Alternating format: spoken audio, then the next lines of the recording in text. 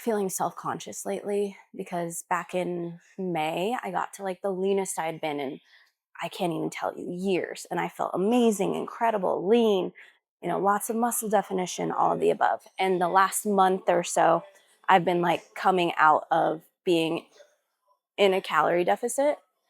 And even though I haven't like gained much weight, I'm just like a lot softer and fluffier. So it's a really bizarre feeling going from being super lean and feeling really confident to just having a softer physique. And it kind of plays with your head a little bit.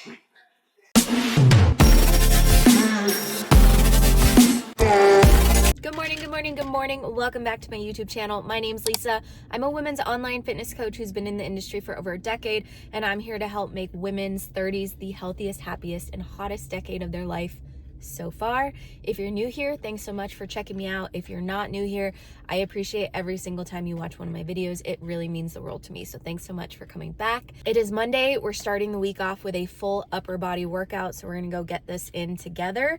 I'm kind of in a rush, so I didn't have time to eat breakfast. And so I ate an RX bar on the way here. These are one of my actual favorite bars to eat. This is not a protein bar.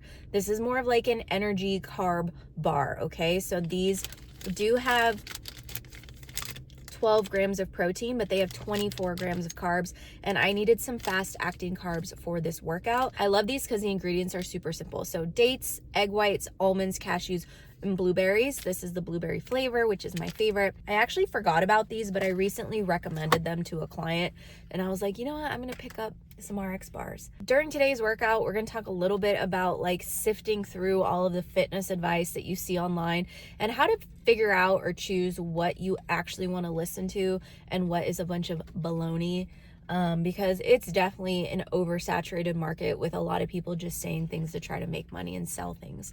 So we're going to talk a little bit about that. I'm going to give you guys a little bit of an update on my current fitness journey and what I'm doing, and we'll just chat about other random things as well. So let's drink this pre-workout. Cheers. Let's go have a good workout. First thing on the menu is some Smith machine seated shoulder press. If you watch some of my previous videos, I like to do like military or barbell press in the squat rack, but today I wanted to switch it up a little bit. When you do it in the Smith machine, it takes away your lower body helping you like in any capacity. So this is going to be, it's going to basically force you to use your shoulders and your core for this. So we're going to have our hands about shoulder distance apart, or a little wider shoulder distance. Bring it down to about your chin. Press up. Press up. And I'm doing no weight just to get the shoulders warmed up like I always talk about. My hair's looking a little crazy today. I really need to color it. And I really need a haircut. But my dad is my hairdresser, and I'm not going to see him until the end of September. So I'll probably just wait for the haircut. Okay, we just threw on some fives for this next set. It's still warming up. You'd be amazed how hard it is to find someone that can cut straight hair very well. So I'm Filipina, so I have Asian hair, and it sits a lot different. And so I've tried to have different people cut my hair, and they have like terribly messed it up. Like when you do layers with Asian hair, you like really have to blend it in. Otherwise, like the lines are super obvious. Like this is my hair naturally. Like this is air dried and it sticks straight and it doesn't really hold curl very much. So you have to find someone that knows how to cut this style of hair. So I try not to venture and I just let my dad do it. But I remember there was one time I was in South Carolina and I had gotten my hair cut by someone that went to the gym that I worked at. And while he was cutting it, I just knew it was going to be terrible. Like my dad's been doing hair my entire life. And so when this man was like parting and cutting my hair, I was like, what the heck is he doing? Because all I wanted was long layers. Because at the time, my hair was to like the bottom of my back. I just cut it back in November to like shoulder height. So I'm trying to grow it back now. but when he was parting it, he like separated this top piece and cut it. And then that was it. So it was like, it looked like I had a bowl cut because I had one layer of hair that was like this long. And then I had the rest of my hair that was one length. And it looked terrible, but I am too nice of a person to say anything. We're going to swap this out for tens real quick. I'm too nice of a person to say anything. So I was just like, oh, great. This is wonderful. And I just sucked it up. And luckily, like the next week, I went to a friend's daughter's birthday party.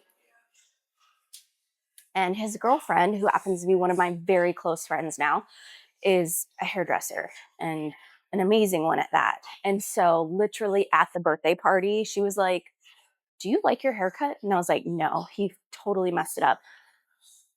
And this was the second time I've ever met her. I had met her at that point, and she was like, let me fix it. So literally we went outside.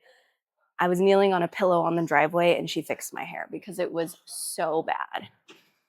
And that's when I knew she was going to be my friend for life, which she is. I went to Mexico with her for her bachelorette party. I went to her wedding, baby shower, all of the above. She's definitely one of my good friends, but that was a very long tangent. But basically, I need a haircut and I'm going to have to wait. I've also been dealing with some like body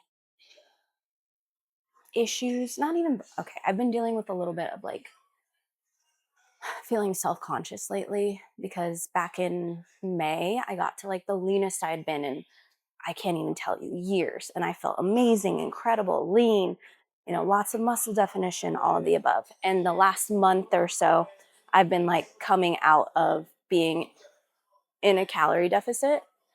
And even though I haven't like gained much weight, I'm just like a lot softer and fluffier. So it's a really bizarre feeling going from being super lean and feeling really confident to just having a softer physique. And it kind of plays with your head a little bit. Partly why I'm wearing leggings to the gym.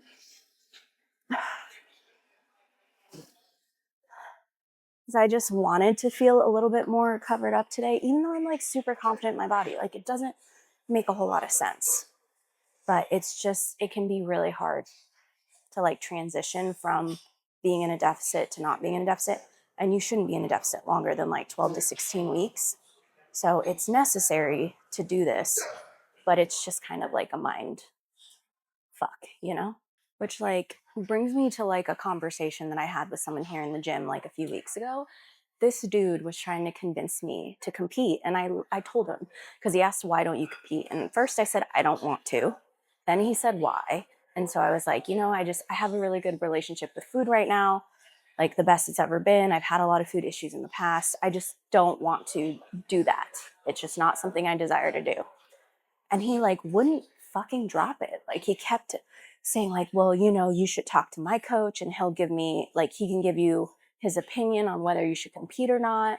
And I'm just like, I don't want to. Like, I don't want to mentally go through seeing my body at this lean, crazy, insane physique and then going back to normal. I think that would really mess with me. And then I think it would mess up my relationship with food that I've worked so hard to build.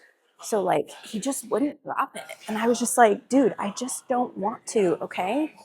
Like it's not for me. It's not for everybody. I just like lifting weights and being a trainer and eating healthy and building muscle. That's simple. Okay, next we're gonna do a close grip lat pull down to work our back. Just remember when we're working our back, we want shoulders down and back. We don't wanna use our shoulders, okay? You wanna squeeze your shoulder blades as you come down.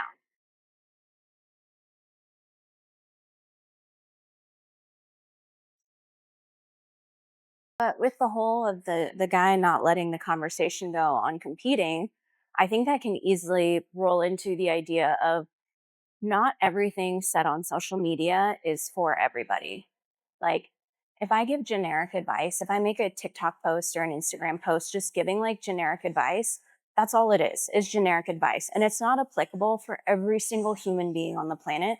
There will always be exceptions. And I get really frustrated when people like will respond to posts and be like, well, that didn't work for me, or I have this and it doesn't work. And it's like we're giving generalized information. I understand it's not for everybody. And if you need specific help, then you should hire a knowledgeable coach to help figure out what's going to work for you if you have like special conditions.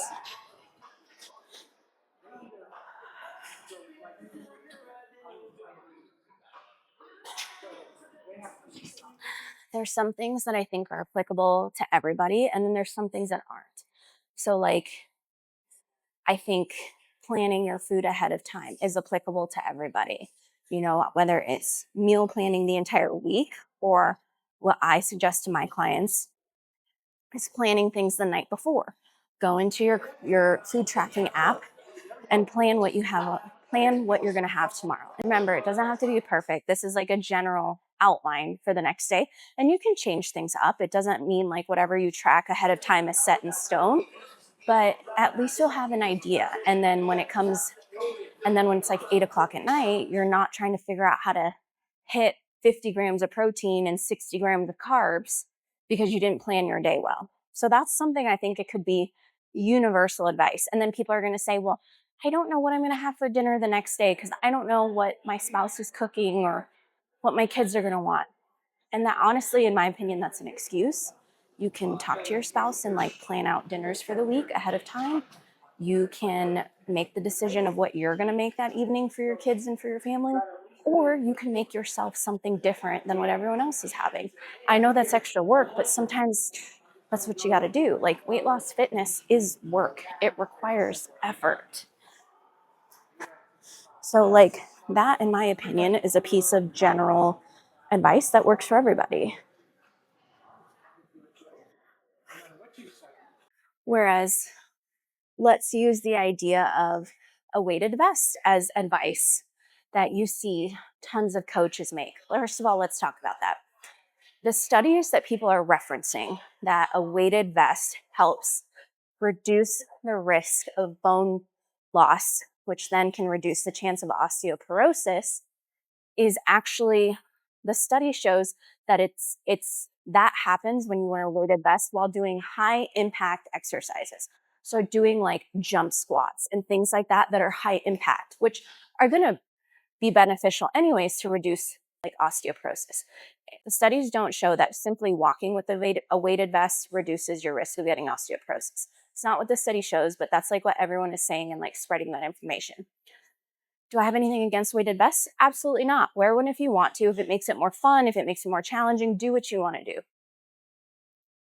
But if you have back or knee issues, a weighted vest might not be the best idea. If you're already significantly overweight and you're dealing with knee pain, you already have so much extra stress on your knees that you probably shouldn't use a weighted vest. But again, it's generalized advice, and you figure out what's going to work for you and what's not going to work for you. That's the thing. People just like look at advice and stuff and just think, oh, well, that doesn't work. And it's quite frustrating. Oh, like, I don't know if I told you guys, but like a few months ago, I made a post on TikTok saying that the number one reason why you're not reaching your fitness goals is because you don't have a strong enough why. And honestly, it was just a post. Like, are there other factors? Absolutely. But for a lot of people, their why isn't strong enough. Your why simply can't be, I want to lose weight. Your why can't be, I want to fit in a size 10. Like, that's not a strong enough, compelling why. It needs to be something emotional. Like, I want to be able to fit into the rides at the amusement park with my kids, or I want to be here long enough to play with my grandkids, or I want to feel comfortable with my spouse and being intimate with the lights on. Like, those are emotionally triggering whys, and those are the things that's going to keep you going. And so I made this post that said that. And then I had this, she's a registered dietitian who came after me and was like, this advice isn't applicable for everybody. And there's so much that like can impact someone's health and fitness choices, like socioeconomic status and if they have kids and all of these factors. And I responded and I said, I understand. I 100% agree that there is no one size fits all and that not all advice is applicable to everybody. But this was just a simple TikTok post to get people thinking about what their why is. And if it's not strong enough, they need to find a why. And like, she just kept coming after me and was like, I'm tired of fitness influencers posting stuff they don't know about, which first of all, and I told her this, I was like, you don't know my education level. You don't know what I like, my certifications. You don't know how long I've been doing this. You know literally nothing about me. And you're making assumptions about me and attacking me because of a post that I made where you said I was making assumptions about other people. And she just wouldn't let it go. So I ended up blocking her because I just was like, I'm over this. It's a waste of my time to argue with people on the internet, especially someone that thinks because they did 2 more years of schooling than me, like can basically tell me I don't know what I'm talking about. Because I'm a woman and I put on detective mode and I creeped her website. And she'd only been an RD for like a year, I think. And just, you know. And so I was just like over it. And I was like, I'm not dealing with this. Like, I agree. There's a lot of bullshit put out there by influencers that have no idea what they're talking about. But to come on my page and tell me I don't know what I'm talking about when you know nothing about me, when I made a generalized post and then I agreed with what you said and saying that it's not, there's other conditions and things like that that can affect it. And I agreed with you. And then you kept attacking me, like, get out of here. I think that she had a little bit of a power issue and like wanted to prove her knowledge, and it's whatever. That's social media, right? We're gonna do some more lat work. So this is another form of a lat pull down essentially, but the weight's coming from in front of us. And I feel like this just lets me angle it really well. And then we're gonna superset with tricep extensions, which I know doesn't make a lot of sense, but we're doing full upper, so it's fine. This superset is mainly just out of convenience because we're already here. So I don't know if you know this, the reason why this pad here is so you can stand here and do tricep extensions like so. I don't do them like this very often, but that's why it's set up this way. So what's the difference between doing them like this with the back support versus doing them here? Is the back support forces you to just use your triceps, where if you're doing it this way, you can really easily use your back and other parts of your upper body to help. So there's no right or wrong, they're just different. So how do you know who you should listen to on social media? Number one, check credentials, ask what their credentials are. There's a lot of people that have really great genetics that don't actually know what they're talking about when it comes to health and fitness or weight loss. So you don't have to be a certified trainer to know what you're talking about, but there is a level to, this. And someone who's just been going to the gym a couple of years versus someone that's like been going to the gym for like a decade is significantly different. So don't be scared to ask for credentials. Also, if someone is demonizing like an entire food group, like if they say, oh, carbs are bad, avoid all carbs, or seed oils, avoid all seed oils, or whatever, avoid that. There is no one thing that's like causing obesity. Like there isn't one issue, And then also look at if they're trying to like sell you things. So if they say you need to buy this product in order to reach this goal or see specific progress, that's also a red flag. Like I don't have a problem with people having affiliate codes and like pushing certain brands. But when they're trying to sell you like a 5-day cleanse or some bullshit like that, run. Then of course, like, what's the word?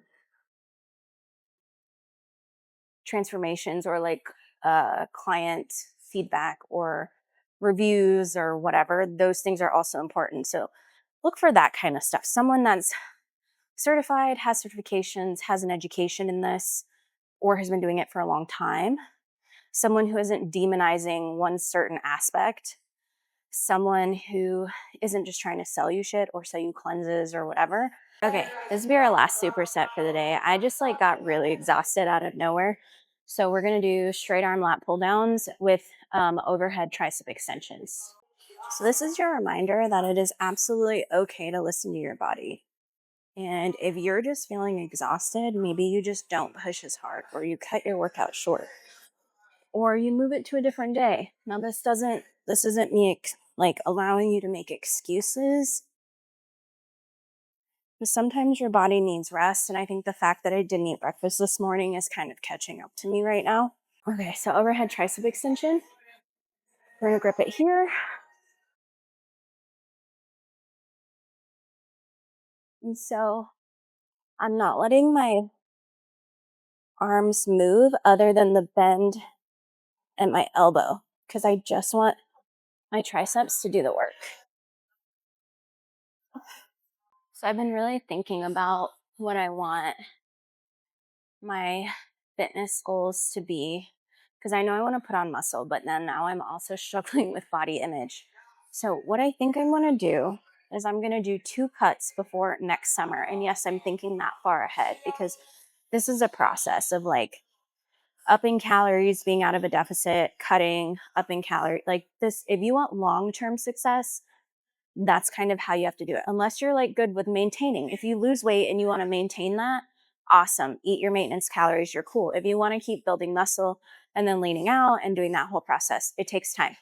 So before summer of next year, 2026, I want to do 2 cuts essentially. So I'm going to keep eating in a caloric surplus probably through the end of September. And then I might do a cut from like October to the beginning of December or even through December. And then January through March, probably do come out of a calorie deficit and then do another deficit from like April till June is the process that I'm thinking I'm going to do. Sometimes people do long bulks, but I'm not even doing a bulk. That's the thing. I just want to like be in a slight calorie surplus, which is technically a bulk, but I'm not trying to bulk. And sometimes people are in the calorie surplus for like 8 months, a year, and that's great. But I just don't know if mentally I can handle that. Because even in the cut that I just did, even when I finished the cut, my body fat was still higher than I wanted it to. So I think I need to do 2 cuts in order to get the physique that I want. To be so totally honest with you, my goal is to have abs next summer. I've never wanted abs before in my life. And then when I got lean this spring and I started seeing definition coming through, I was like, ooh, this is cool. So I think that's going to be my goal. And I'll keep you guys updated on the progress. I think one thing we have to understand with this whole process too is how your body responds. So I naturally hold a lot of weight in my midsection and my back. Like when I carry extra fat, that's where it goes. And then my legs. But that's the thing. That's why I don't want to do like a long bulk or calorie surplus is because it's going to be really hard for me to keep my midsection somewhat in a place where I feel comfortable because I'm already uncomfortable. So I think if I push it too far and do it for too long, I'm going to be really upset with my body composition, which is then going to affect my motivation and all that stuff. So I think it's much smarter just because I know how my body works to do surplus, cut, surplus, cut. All right, this is gonna be our last set, and then I'm gonna do like 5 minutes of cardio. Then we're gonna head out and go eat some breakfast and edit content, prep for client calls, all of the above. It's gonna be a very busy morning, very busy week.